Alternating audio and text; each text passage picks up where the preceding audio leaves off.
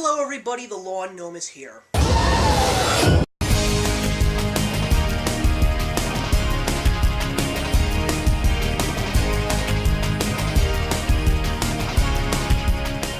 Today we're going to talk about one of my highly anticipated films of this year.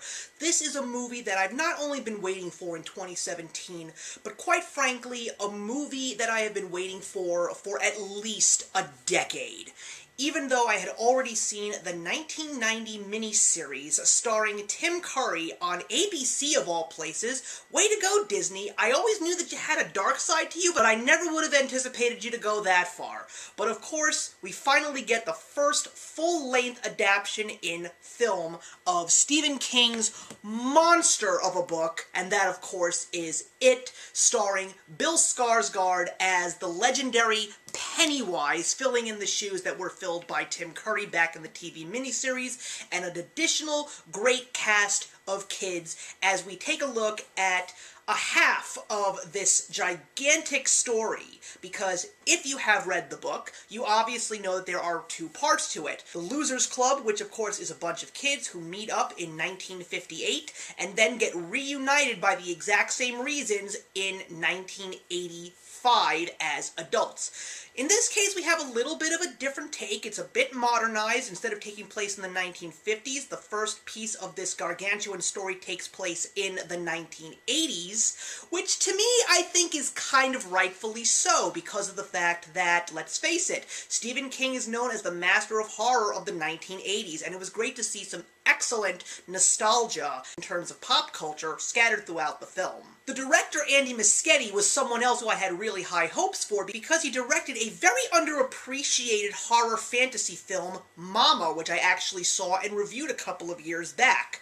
But I was just so excited for this movie to finally come out because the trailers looked great, even though expectations were so high, there was skepticism everywhere. Was this movie going to be everything that every horror fan wanted, and was this movie going to be one of the greatest horror films of all time? I'm just going to say that this is not your everyday horror film. There are so many layers to this movie because when I read the book, I thought that it was the best book that I ever read, and because of the fact that it really wasn't so scary as it was atmospheric, with a ton of character development, and not necessarily jump scares that would give you nightmares, rather eeriness and stuff that was just gonna really screw with your mind, because a good old-fashioned mindfuck is what truly makes a very scary movie.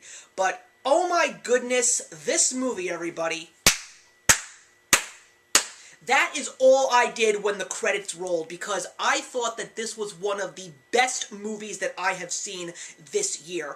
Granted, it does have those scary moments because you're anticipating them, and quite frankly, if you do in fact have a true fear of clowns, you are going to be having nightmares for months. I don't have that fear, so it was a mixture of not having the fear of clowns and also knowing a lot about what was going to happen because I had already read the book, so I already knew what was coming. But this movie had some great lighthearted moments, it had some funny moments, it had some truly emotional moments. I actually found myself crying 2 times in this movie because I knew what was happening and I just didn't want it to happen. And if you know what I'm talking about, you probably will agree with me. I thought the acting in this movie was fantastic. I don't even want to single out a single one of these kids, even though I will say that everyone was excited to see Finn Wolfhard, who plays Mikey in Stranger Things in this movie. And yes, he and the rest of the kids were just fantastic. You related to them, you felt for them, you bonded with them, and this whole Stand By Me / The Goonies / Super 8 that this movie enveloped these kids in really made me just so involved and engrossed in this film. This is a 2-hour and 35-minute film, but because of how attached I was to this story and these characters, these 2 hours and 35 minutes just flew by. Now for the question that I'm sure you're all waiting for is, what did you think of Pennywise the Clown, played by Bill Skarsgård? Well, I'm gonna say this. He's no Tim Curry, and quite frankly, that's not a bad thing. Tim Curry, in the miniseries, was able to go as far as he possibly could to make this character over the top, but this Pennywise is not meant to be over the top. He's not supposed to be hogging the spotlight in this movie. He is supposed to be lurking in the shadows. He's supposed to be very eerie. He's supposed to make you feel that even though he is not on the screen, you know he is there, lurking, watching, wondering, conniving what he's going to do to each and every one of these kids to feed on their fears. But when he is on screen, this is a clown gone completely off the rails and needs to be locked up in an insane asylum. He really will terrify you if you do get scared by characters like that, but the performance was fantastic. He is going to go down as one of the best horror movie monsters in Hollywood, not to mention a fantastic score by Benjamin Wallfish, because what I love so much about him is the music in this movie is very diverse. It has, during the lighthearted moments, really nice, soft music. During the scary moments, very terrifying music. During the eerie moments, eerie music. It's one of the best soundtracks that I have heard in film this year. I'm pretty sure it won't get any Oscar nods, but it definitely was something that fit this film very well. I will say that even if this is something that could possibly scare you, you should give this film a try, because it is really, at least for me, it wasn't that scary as much as it was an atmospheric film with excellent character development.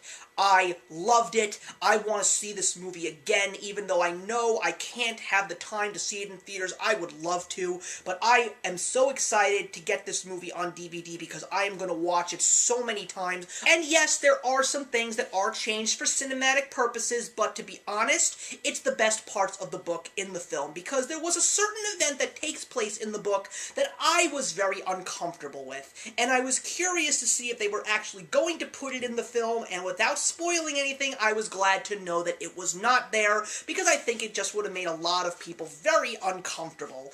But it's a great movie, guys. I am so excited for a possible continuation of the story, as I think that there should be, especially if you are fans of the book. I think you will be truly satisfied. It gets a 4 stars out of 4 from me. So thank you very much for watching, everybody. Put your comments in the box below, and let's discuss it, if you dare. And I will see you in the next one.